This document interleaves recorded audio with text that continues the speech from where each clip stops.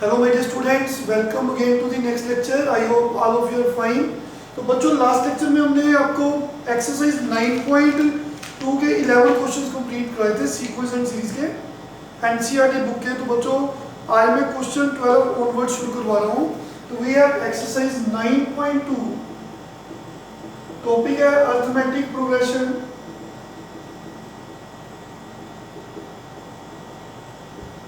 And question number 12 NCERT book.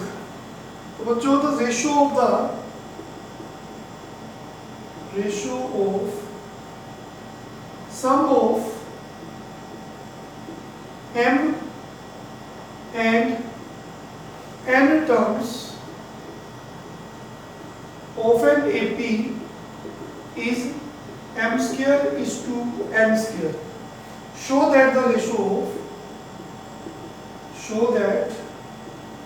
ratio of mth and nth term is 2m minus 1 is to 2m minus 1.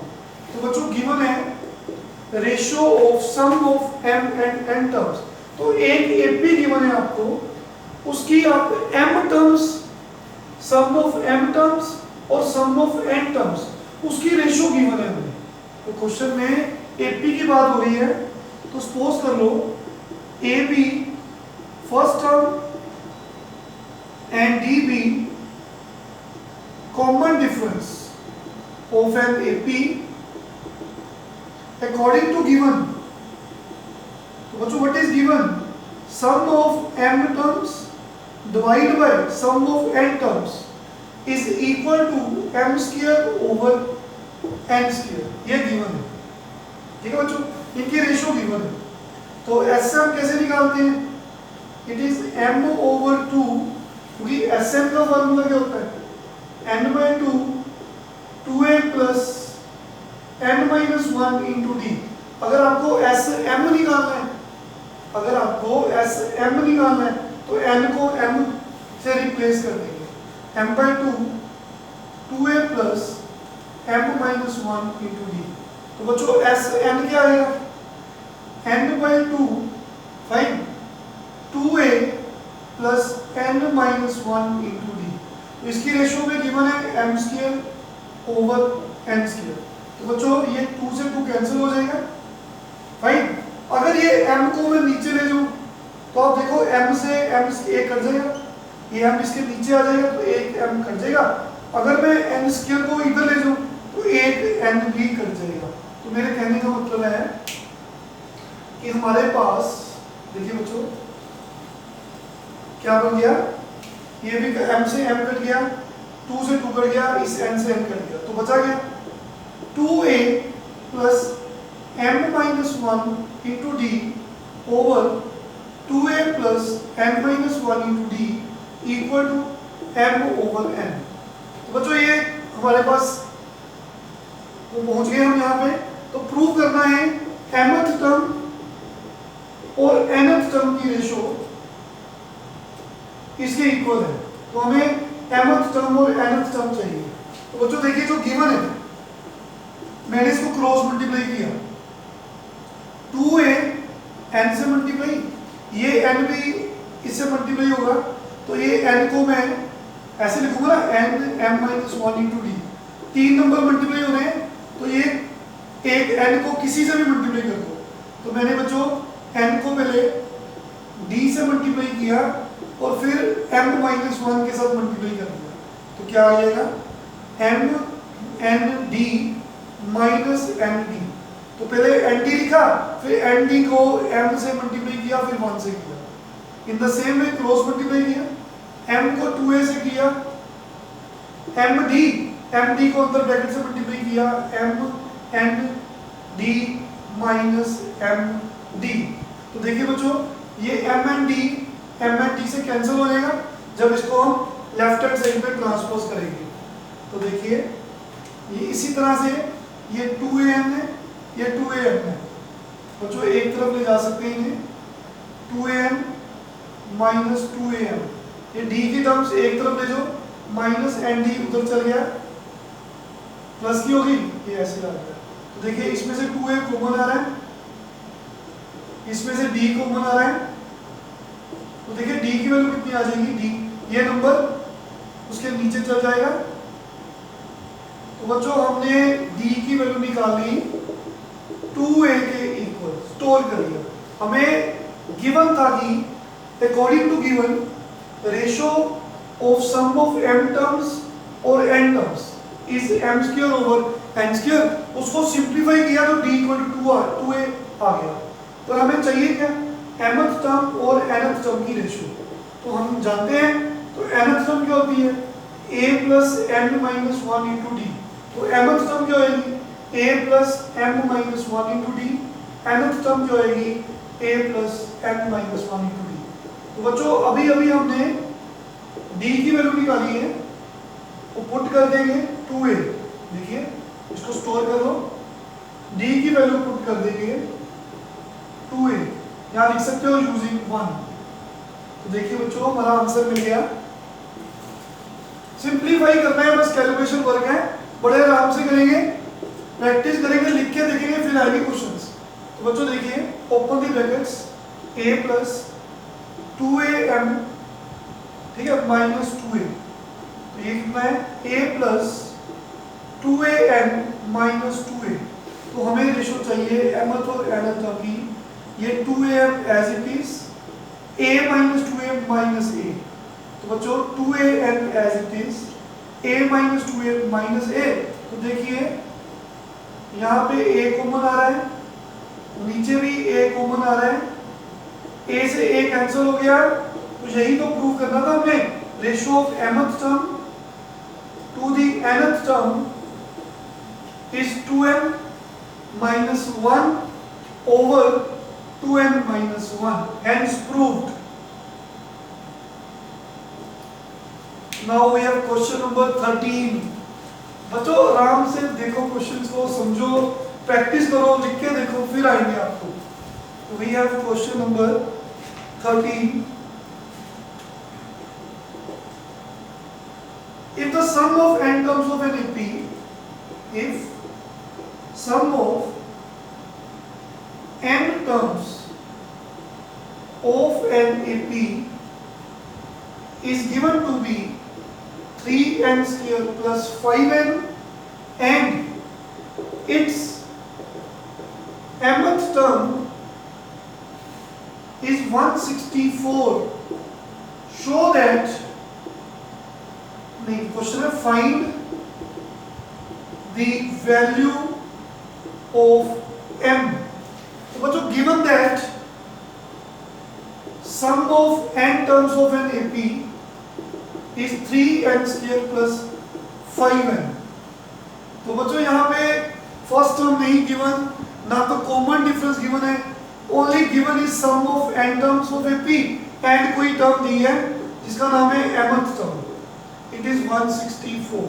तो देखिए अगर मैं n को 1 put करता हूँ इक्वेशन नंबर 1 में, तो S1 मिल जाएगा 3 प्लस 5। हम बता चुके हैं SM mean sum of first n terms. तो बच्चों अगर S2 है तो सम ऑफ फर्स्ट 2 टर्म्स, अगर S1 है तो सम ऑफ फर्स्ट टर्म, तो अगर एक ही टर्म है तो उसका सम वही आएगा T1। तो पता लग गया कि S1 हो तो उसे T1 बोलते हैं। T1 का मतलब है फर्स्ट टर्म, उसको आप स्मॉल a कैपिटल A भी बोल सकते हैं। इसका मतलब S1 is first term A, तो इसको फर्स्ट टर्म को A भी बोला जाता है। तो A की वैल्यू बच्चों मिल गई। अब हमने n को 2 पुट किया फर्स्ट इक्वेशन में, तो S2 मिल गया 3 इंटू 2 स्क्वायर 5 इंटू 2।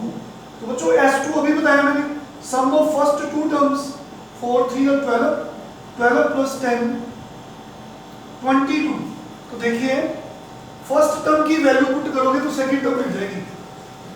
जैसे T1 की वैल्यू आपने 8 पुट की तो T2 बच्चों मिल गया 14।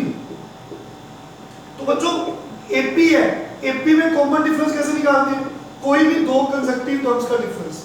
तो हमने T2 में से T1 माइनस किया, सेकंड टर्म 14 है, फर्स्ट टर्म हमने अभी निकाली 8 है। तो बच्चों डी की वैल्यू आ गई 6। पर क्वेश्चन में हमें निकालने को क्या बोला है, m निकालना है। तो m कहाँ पे है, अगेन हमें गिवन है mth term of an AP is 164। तो कोई भी टर्म निकालनी है जनरल टर्म से निकालनी है।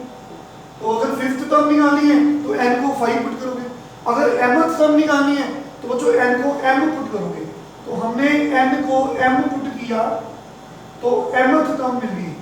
इससे फायदा बच्चों क्या हुआ, हमें a तो पता है फर्स्ट टर्म, d हमने निकाल दिया है 6। तो क्या यहाँ से m नहीं मिलेगा, बिल्कुल मिलेगा। हमारा क्वेश्चन क्या है, m निकालो। बच्चों m की वैल्यू कितनी आ गई, 6 से डिवाइड किया तो कितना आ गया, ठीक है बच्चों, 2 8 का 2 3 का 27 आ गया। ठीक है बच्चों, तो m equal to 27 is the required answer. Okay, next we have question number 14। बच्चों लिख के देखेंगे तभी आपकी प्रैक्टिस होगी। Question 14, insert 5 numbers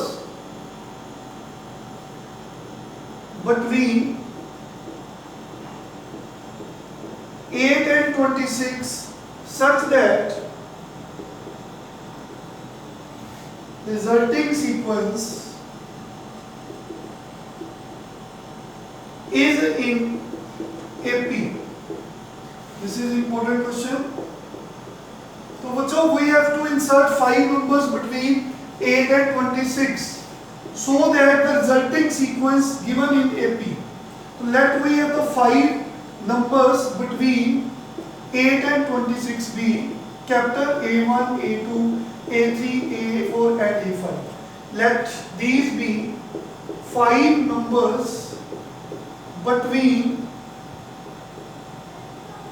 8 and 26.